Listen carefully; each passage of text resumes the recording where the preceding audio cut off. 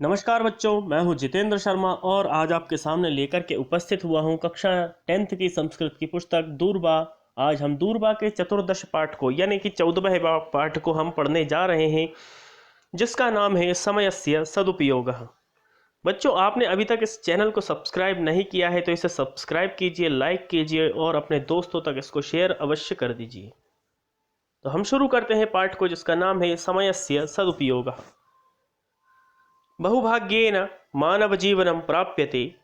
बहुत ही भाग्य से अनेक प्रकार के जतन करने होते हैं, तब जाकर के व्यक्ति को मानव जीवन प्राप्त होता है। एतत् जीवनम देवानां कृते अपि दुर्लभम वर्तते। इस प्रकार का जो जीवन होता है वह देवताओं के लिए भी जीवन दुर्लभ होता है।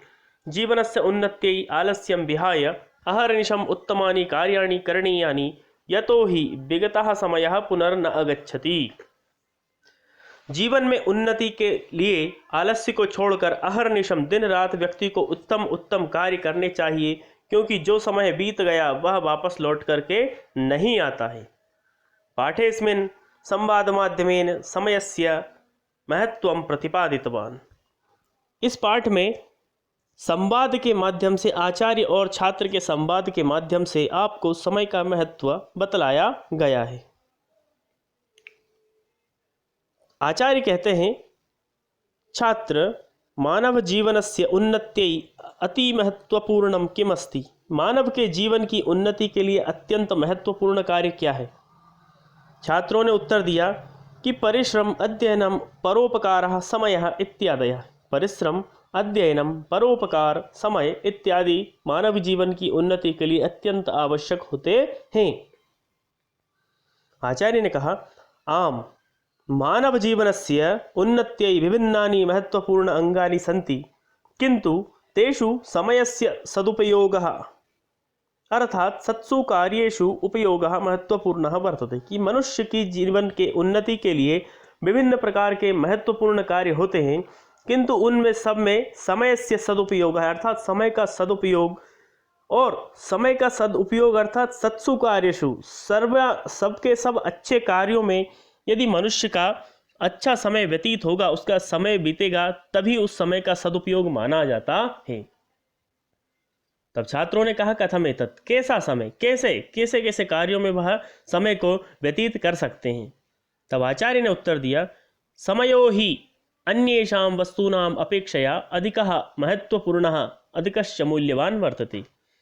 समय ही अधिक सारी वस्तुओं की अपेक्षा में अधिक महत्वपूर्ण होता है और अधिक मूल्यवान भी होता है। कि आचार्य ने उत्तर दिया कि समय एक ऐसी चीज है, ऐसी वस्तु है जो कि अन्य सर्वस्त वस्तुओं की अपेक्षा में अधिक मूल्यवान होता है और अधिक महत्वपूर्ण होता है। अन्यानि वस्तूनि विनष्टानि पुनरपि लब्धुं शक्यते, परम समयो विनष्टो न केनापि उपायेन पुनः परावर्तयितुं शक्यते। यस्य आयुषो यावान अंशः निरर्थकः गतः स गतः एव। अन्य जितनी भी वस्तुएं होती हैं वे सब नष्ट हो जाती हैं।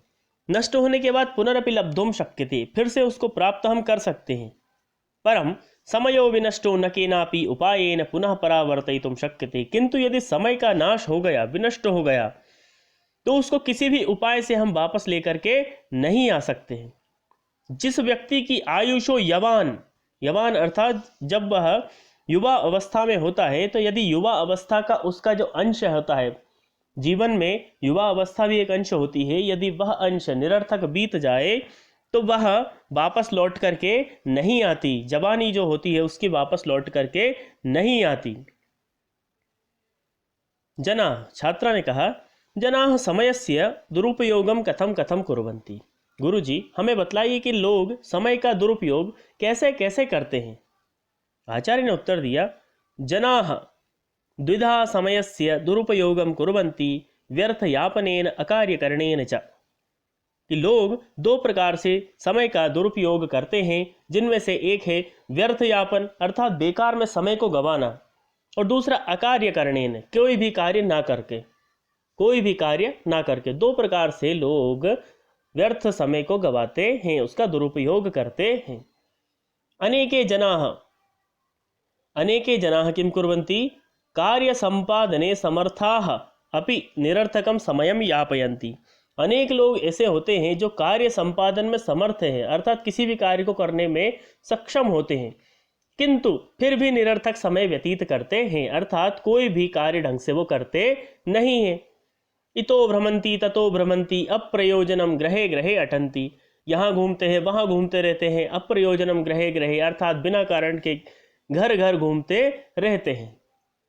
न ते स्वार्थाय एव किंचित कार्यम कुर्वन्ति न वा परार्थाय। वे स्वयं के लिए भी कुछ कार्य नहीं करते हैं, न परार्थाय, न ही दूसरों के लिए।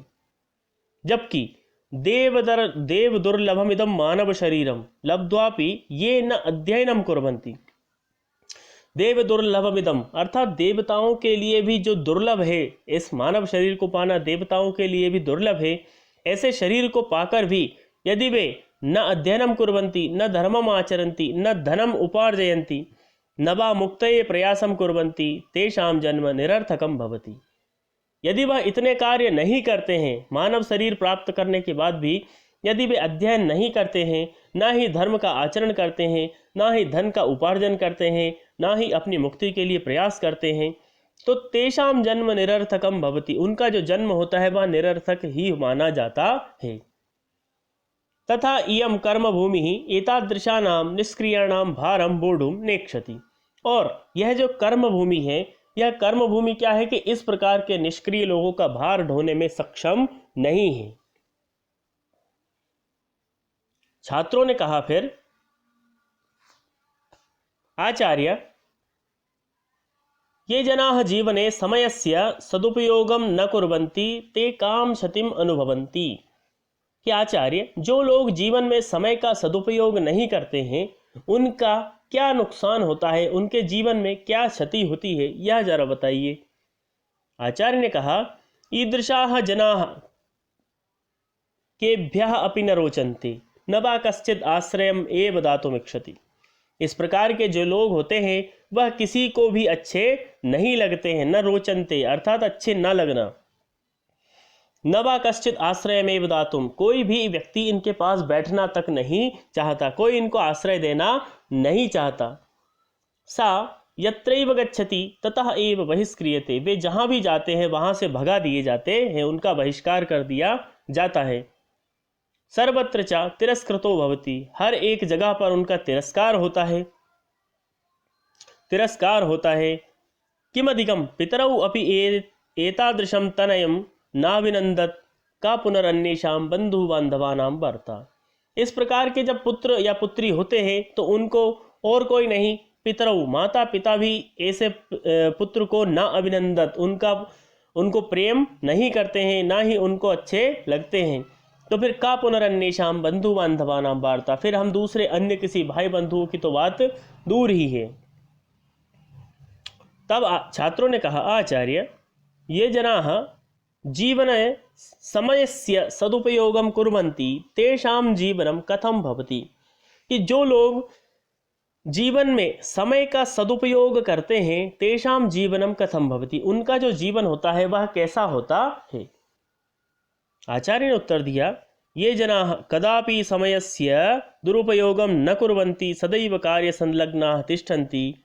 जो लोग समय का दुरुपयोग कभी भी नहीं करते हैं, हमेशा कार्य में संलग्न रहते हैं, न च परिश्रमात् आत्मानं गोपयन्ति, और ना ही किसी कार्य करने से बचते हैं, अपने आप को बचाते हैं। तेषां सुखेन निर्वाहो भवति, उनके जो जीवन होते हैं उस जीवन का निर्वाह बड़े ही अच्छे से सुखी जीवन उनका व्यतीत होता है। ये यत्रैव गच्छन्ति तत्रैव सादरम रक्षन्ते। ये जहाँ भी जाते हैं वहाँ सादर आदर इनको हर जगह मिलता है, अपने आदर को सुरक्षित रख पाते हैं, इनको हर जगह आदर और सम्मान मिलता है। गृहे बहिश्च, घर में भी और बाहर भी, सर्वत्रैव समान रूपेण अभिनंद्यन्ते, हर तरफ चाहे घर हो या बाहर हो, हर जगह इनको समान रूप से इनके अभिनंदन होता है। सर्वे एव तेषां सहयोगम इच्छन्ति, सभी लोग ऐसे लोगों का सहयोग करना चाहते हैं, ऐसे लोगों से सहयोग की अपेक्षा भी रखते हैं। तादृशाः एव च कर्मवीराः जनाः समाजे सर्वत्र समाद्रियन्ते श्रेष्ठ पदम च लभन्ते। इस प्रकार के जो लोग हैं वह सदा कर्मवीर होते हैं और लोगों और समाज में समाद्रियंते आदर भी पाते हैं, श्रेष्ठ पदम च लभन्ते और श्रेष्ठ पद को भी प्राप्त करते हैं। छात्र ने कहा, आचार्य, समयस्य सदुपयोगैः जनाः काम उन्नतिं प्राप्नुवन्ति। समय के सदुपयोग से लोग किस किस प्रकार की उन्नति को प्राप्त कर लेते हैं? तब आचार्य ने उत्तर दिया, शृण्वन्तु अद्यावधि ये महापुरुषाः जगति प्रसिद्धाः अभवन् तेषां जीवनचरित्रस्य अध्ययनेन ज्ञायते यत् ते बाल्यकालाद् एव अहोरात्रं कर्मपरायणा आसन, एकम अपि क्षणम निरर्थकम नहीं नीतवन्तः। कि आप सुनिए कि जो भी महापुरुष इस जगत में प्रसिद्ध हुए हैं, तेषां जीवन चरित्रम अध्ययनेन ज्ञायते, उनके जीवन चरित्र का अध्ययन करने के बाद हमें ज्ञात होता है, पता चलता है कि ते बाल्यकालाद एव अहोरात्रम कर्मपरायणा आसन, वे बाल्यकाल से ही, बचपन से ही अहोरात्रम दिन रात कर्मपरायण आसन, कर्म करते रहे हैं। एकमपि क्षणम निरर्थकम नहीं नीतवन्तः, एक क्षण भी उन्होंने निरर्थक व्यतीत नहीं किया होगा। कार्यम वा साधेयम देहम वा पातेयम एतेषाम तेषाम लक्ष्यम बभूव, उनका जो लक्ष्य यही हुआ होगा कि कार्य की सिद्धि करो और देह को भी सुरक्षित रखो। एतस्मात् एव कारणात् अद्यापि गृहे गृहे तेषां गौरवगाथा गीयते आदर्श पुरुषाश्च मन्यन्ते। इसी कारण से, उनके इसी कठिन परिश्रम के कारण से, समय के सदुपयोग के कारण से ग्रहे ग्रहे घर घर में उनकी गौरव गाथा गाई जाती है और उनको आदर्श पुरुष भी माना जाता है। यदि भगवान शंकराचार्य अहोरात्रम परिश्रमम न आकरिष्यत समस्तेपि भारते दिवानिशम न अभ्रमिष्यत, यदि भगवान शंकराचार्य ने अहोरात्रम दिन रात परिश्रम नहीं किया होता, समस्तेपि भारते दिवानिशम न अभ्रमिष्यत, स्थले स्थले विरोधीनां सिद्धांतम न अखंडिष्यत, तर्हि पुनः भारते वैदिक धर्मस्य प्रचारः न अभविष्यत्।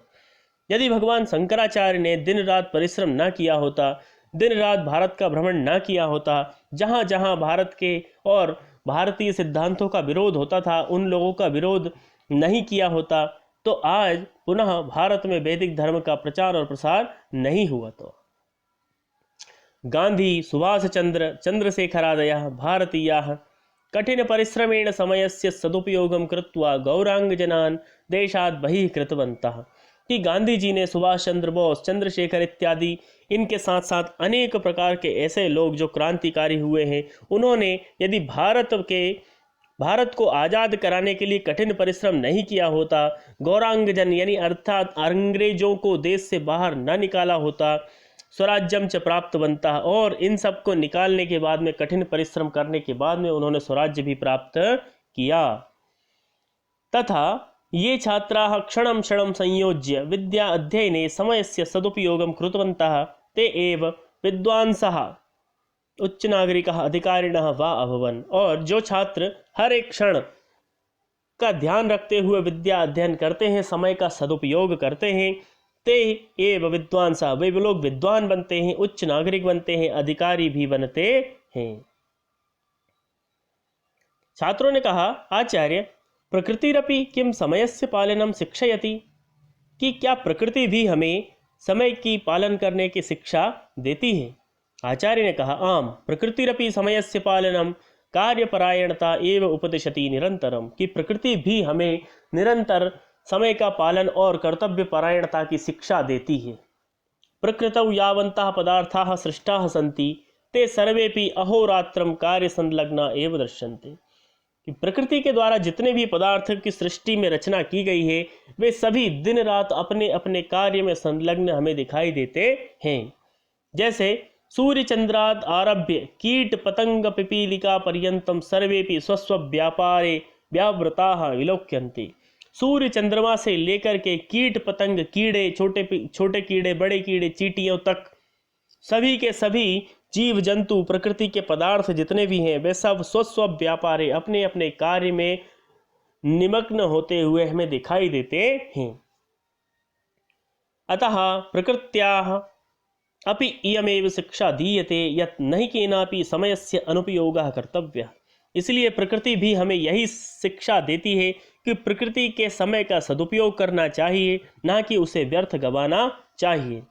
अतः अस्माभिः आलस्यं विहाय सर्वदैव समयस्य सदुपयोगः कर्तव्यः, न तो कदाचित् एकमपि क्षणं व्यर्थं यापनीयम्। इसलिए हमें भी आलस्य को छोड़ करके हमेशा समय का सदुपयोग करना चाहिए, ना कि किसी भी प्रकार के एक क्षण को भी व्यर्थ हमें गंवाना नहीं चाहिए। यथोक्तम, और कहा भी गया है कि न कार्य कालम अतिपातयेत, हमें कार्य को उसके समय पर ही करना चाहिए, ना कि हमें उसके साथ दुरुपयोग समय का हमें नहीं करना चाहिए। तो बच्चों, ये थी आपकी पार्ट 14 की वीडियो, जो कि आपने पूरी पढ़ चुके हैं। आशा करते हैं, उम्मीद करते हैं कि ये आपको समझ में आई होगी। तो आप इस चैनल को सब्सक्राइब कीजिए, शेयर कीजिए। हम फिर से उपस्थित होंगे आपके सामने एक नई वीडियो को लेकर के, जिसका नाम होगा